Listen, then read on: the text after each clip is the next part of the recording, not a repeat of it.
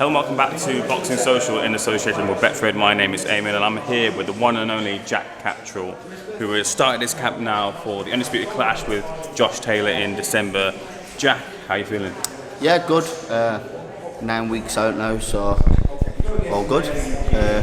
Training's been going well. It's been a long time coming. I think we're finally there now, so starting to get that bit between my teeth, getting excited for the fight.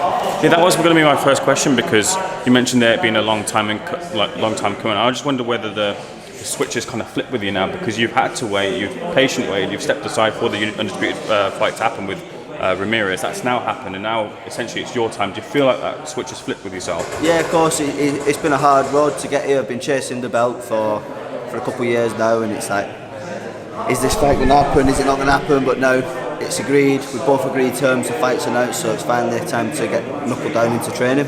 Were there any moments of kind of feeling a little bit less motivated because you didn't think the moment would come for you to get the undisputed title fight? Did you feel at some point it wouldn't come for you? Yeah, there were days where I thought, nice one, mate. There were days where I thought the fight wasn't going to happen. I've been mandatory, so I always believe I would get a shot at the world title. I think that's what's kept me motivated over the last 2 years or so. That my time will come. I feel like I'm developing every day, becoming a better fighter, but there was always that chance Josh was going to win and vacate the belts and move up to 147. He's done the honourable thing. He's agreed to fight. It's a fight that I believe he wants, so I'm just excited now.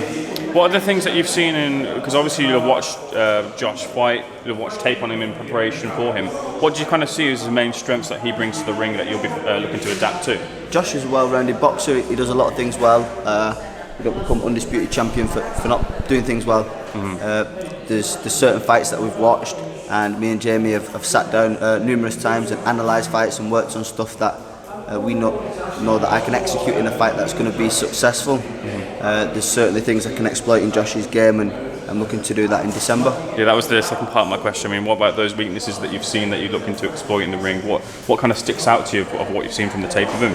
There's certain things, obviously. It's not always about watching the opponent. It's about working on your strengths and attributes and things that you need to improve on.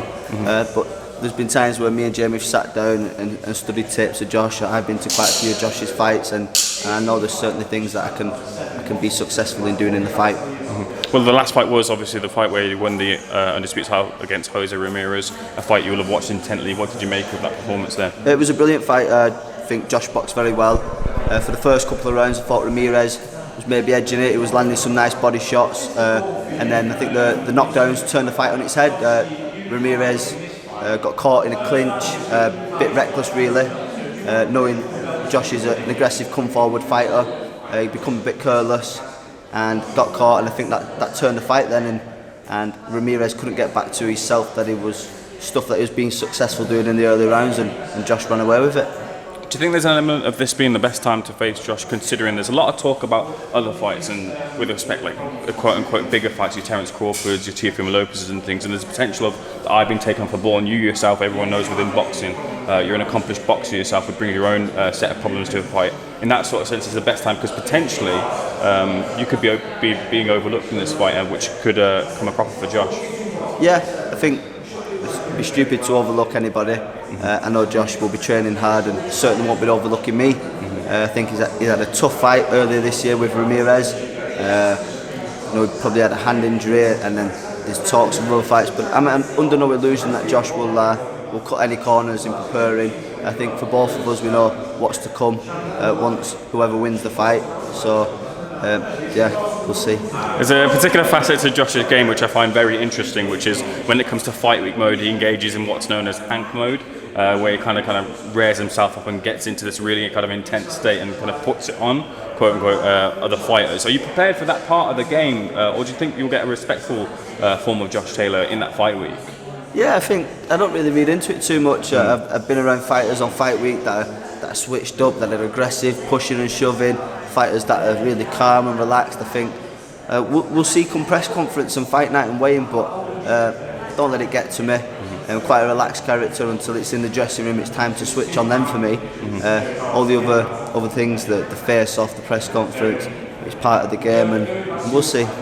within the gym, it's not only yourself who's looking to capture the undisputed status. Also, Chantal Cameron started her own road to undisputed. She'll be facing Mary McGee in a matter of days. How's Chantal been looking in the gym?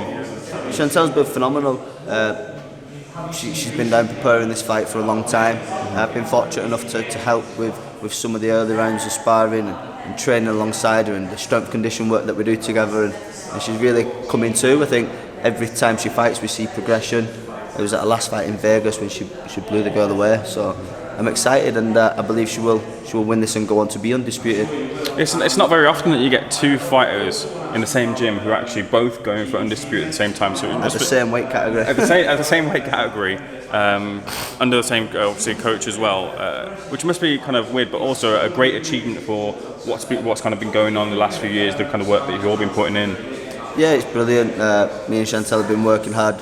Likewise, the rest of the gym has. So it's nice to finally get to this stage now to challenge for titles, for world honours. And Chantal going down the undisputed road, so am I. We've got a nice mix in the gym. We've got Lerone making his debut, other fighters fighting for titles. So no, it's a good time in the gym at the moment. Just want to get your thoughts on some of the wider spheres in boxing before we bring it back to you. Let's obviously talk about Fury versus Wilder, which happened. The trilogy it's finished. I just want to get your thoughts on what was a fantastic end to that trilogy. Yeah, I was made up with a fight. Woke up in the morning, watched the Fury Wilder fight, and I think he's finally closed the book on the chapter now. He's done what he said he was going to do. For the fans, we got all that we wanted and more. Fury boxed brilliantly for parts of the fight. There was the knockdowns on both sides, and he finally finished it in the 11th round, and happy now for him to go on and see what other big fights can be made. Elsewhere in the heavyweight division, Anthony Joshua, after just settled with the fight with Usyk, it looks like he's doing a bit of a tour in America, going around some of the trainers, Eddie Reynoso, Virgil Hunter. He was recently at Ronnie Shields' gym with the Charlos. They say sometimes a switch of trainers sometimes is just as good as a break. Would you kind of advise or kind of be looking for Josh to maybe, to change the training in lieu of obviously him losing the fight with Usyk? I can't speak for Joshua, but he'll know what he needs to change in his training camp. I've certainly been in situations in the past where things weren't working out, and the switch obviously did me good, so maybe Joshua has to reset and regroup with the right people, and not that he's with the wrong people. There might just be changes being need to made to the camp, but I don't think it'll do him any harm in travelling and going in new atmospheres, new gyms, and seeing what other people are doing, and you can come back home then and make the adjustments. Let's bring this back to you. I want to know, because winning a world title is it's a pinnacle for a lot of fighters, but you have the chance to, in your first fight for titles, win the undisputed titles there.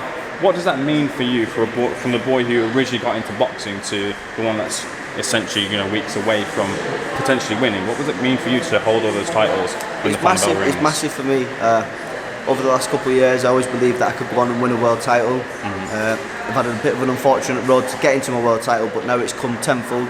I get to challenge Josh for the undisputed. It's a dream come true. It's what everybody dreams of, and I think from being such a big family and from where we come from, a small town, but a lot of youngsters, a lot of good boxing gyms, to show them that it can be done. I've dedicated 17 years of my life to boxing, and we're seeing the rewards now, and hopefully I can go out there and show it can be done. And do you have finally a message for Josh, who you'll be seeing in the ring very shortly? Yeah, I hope training's going well, I hope you're preparing well. I certainly am, and look forward to a good dust up in December.